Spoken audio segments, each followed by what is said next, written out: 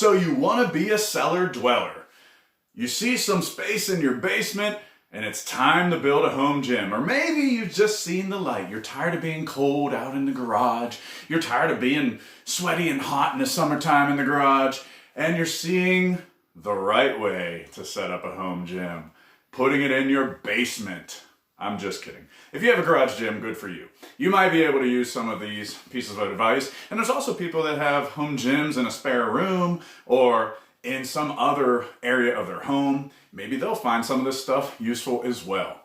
But these are my top 5 pieces of advice, having been a basement gym owner for, about 8 years now.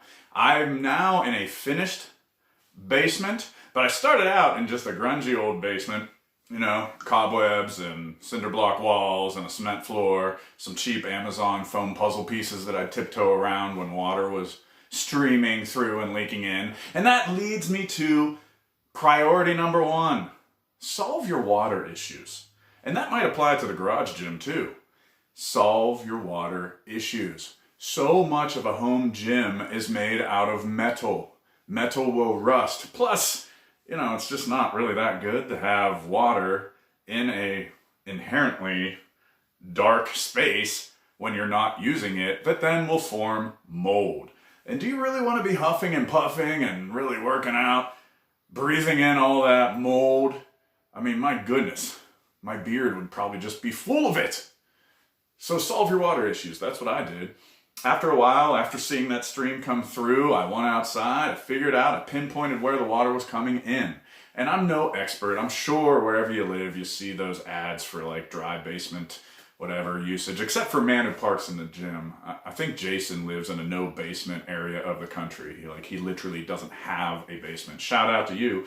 If you don't follow man who parks in gym, then please do. He has all kinds of cool stuff that he's doing in his gym, even though it's not a basement. However, please, I beg of you, go seek some expert advice. My minimal advice for solving water issues is to find the source of where the water's coming in. Don't just patch it from the inside. That's not going to do much. Start on the outside of your home and figure out where it's coming in. For me, it was that I had some downspouts that were just pouring right into certain spots. Once I got that water going elsewhere, that really helped. The other issue for me was that I had some, no joke, holes in the foundation of my home. So when I renovated my home, those were fixed. It helps not to have holes going into your basement. Who would have thought? All right, step number 2. You want a level floor. And this applies to garage gyms as well. There's all kinds of videos out there for leveling your floors and different ways to level your floors. For me, on a budget, when I discovered that my basement floor was not level, and that's my advice to you, check your basement floor. Even if you're in the basement, it doesn't mean that it's level. Mine wasn't, because here in Pittsburgh, where a leaky basement is a very common thing, it rains so much here in Pittsburgh all the time, that basement floors are commonly sloped to a drain. And lo and behold, it's at least in my basement, it was an unperceivable from the naked eye grade, at least I didn't perceive it. And boy, I was having all this lower back pain and hip pain all on my right side. And I even went to physical therapy. And then this is how silly and one of those life mistakes that you look back and you kind of chuckle at.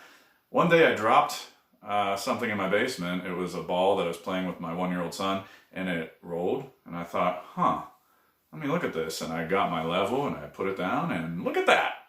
I've been doing heavy deadlifts at an angle. No wonder my right side was killing me. So on the cheap, I just got some stall mats and I leveled out. And I put down some scrap wood and stall mats and built just a level platform to lift on. And then once I renovated my basement, I specifically picked the room that this is in because it is level. The other rooms of my basement are the rooms where it was sloped. Probably because that's where the washer and dryer are, and that's what I would advise too. If you're in a basement setting, check the level, the floor, and make sure it's not sloped near your washer and dryer. You might have the foundation put in at an angle. All right, those are very important. No water, level playing field when it comes to lifting. Next up, we get into some more fun stuff, and that would be rafter storage. Let me flip the camera around and I'll show you my rafters and what I've been doing with them. You will see that I've hung my lat pull down things up in the rafters. I've also hung spare equipment like a tricep bar and some dumbbell handles up in the rafters. I've got a standard barbell hung up in the rafters, and I've got the singles club. I've got all these single plates. They're not decoration, they're just awaiting finding a match up in the rafters. And I realize not everyone has like a bunch of plates like I do. However, you might have some equipment and some things that you want to put in your rafters.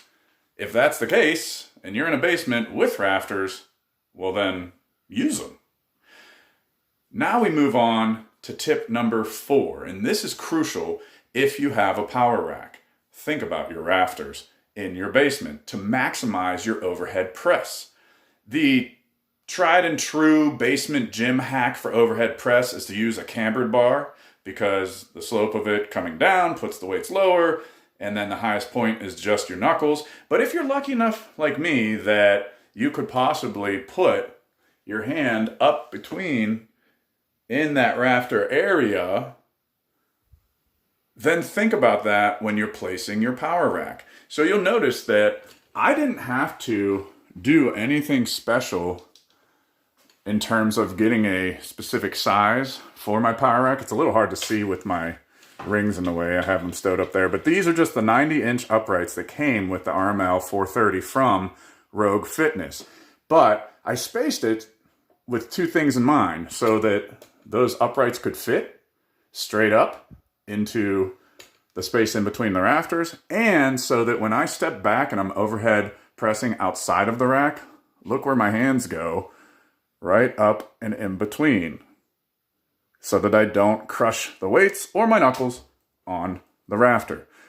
So unlike some other basement gyms, thanks to thinking about these things, I was able to use my rafters to my advantage. Another thing, and this would be tip number 5, would be concerning the placement of your power rack in terms of securing it. Very often, you'll see how it's suggested to drill into the concrete and to use the concrete, anchors to secure your rack. Well, when I was installing my rack and I was thinking about the overhead press kind of issue, it occurred to me that since I have the uprights tucked up into the rafters, and then the cross members make it one solid shape, it would be impossible for my rack to tip over. For some reason, if it tipped, it would just hit the rafters. So then why am I drilling into the concrete? So instead of wasting my time and efforts drilling into the concrete, I just didn't. I put my rack up and I started lifting, and it never tipped. But what it did start to do was slide around. So here's my simple basement gym suggestion. If you have the same setup as me, if you are able to tuck your uprights into the rafter and therefore make it impossible to tip over once it's assembled, just use some little 1-inch bolts into the platform you probably put beneath it. I have a 2-inch-ish platform beneath my rack. So just put some 1-inch bolts into that platform and it'll keep it from sliding around. It'll keep it nice and steady. I hope these 5 tips have helped you set up your basement gym. I'm pretty sure that at least 2 out of the 5 tips apply to garage gym owners too. So regardless, I know there's some bickering, garage gym versus basement gym, blah, blah, blah.